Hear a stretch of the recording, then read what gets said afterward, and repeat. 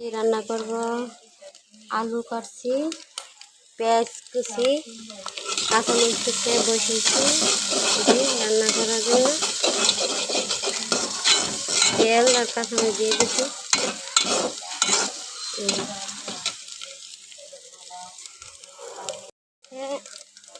এখন যে পানিটা ছিল ওই পানিটা দিয়ে দিব।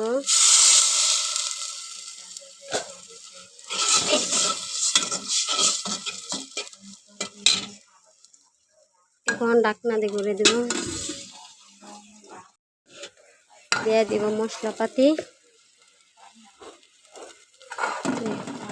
করে লবণ দিয়ে দিব।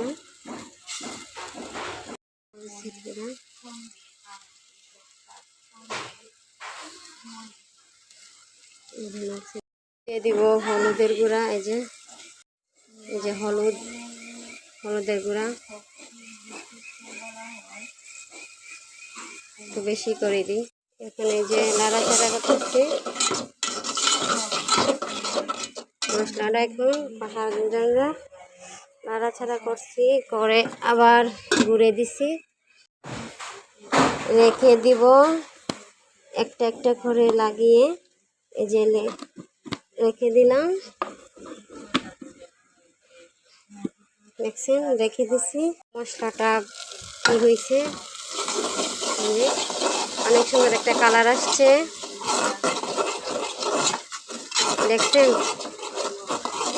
এখন এই যে আলুটা রাখছিলাম, আলুটা এটা দিয়ে দিব ঢেলে। দেখেন আলুটা ঢেলে রেখে এখন এর সাথে একসাথে মিক্স করব। দেখছেন আলুটা। এখন আবার ঢাকনা দিয়ে ঘুরে দিব। এটা এরপরে হালকা পরিমাণ করে মৌ দিয়ে দিব, আলুটা সিদ্ধ হওয়ার জন্য, কষানোর জন্য দিব।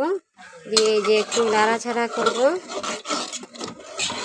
এই যে এটা কষানোর জন্য দিছি, দেখেন একটু নাড়াচাড়া করছি, আবার দিব।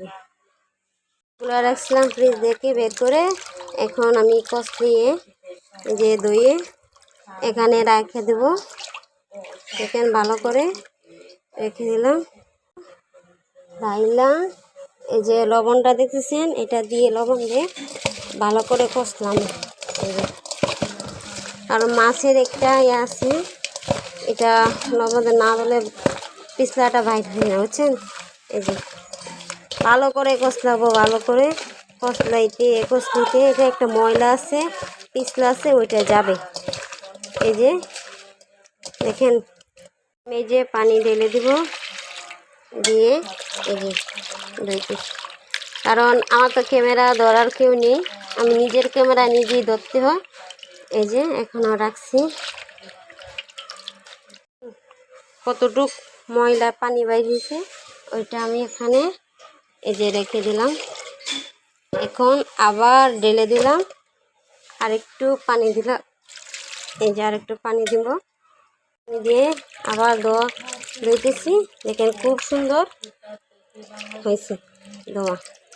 এই যে চাইনা রেখে দিলাম, আলুটা কষাইতেছি। এটা ঢাকনাটা উদাম করে দেখবো এটা কি কষছে কিনা। এই দেখেন আরেকটু আসবে, এখনো আসে নাই। আবার ঢাকনা দিয়ে ঘুরে দিলাম। ধুয়ে রাখছিলাম এই মাছগুলা, এখন আমি এই যে ঢেলে দিলাম। মাছগুলা ঢেলে এই যে একটু নাড়াচাড়া করব, এটা কষানোর জন্য দিয়ে দিলাম। মাছ কিন্তু আলুর সাথে না কষলে ভালো লাগে না।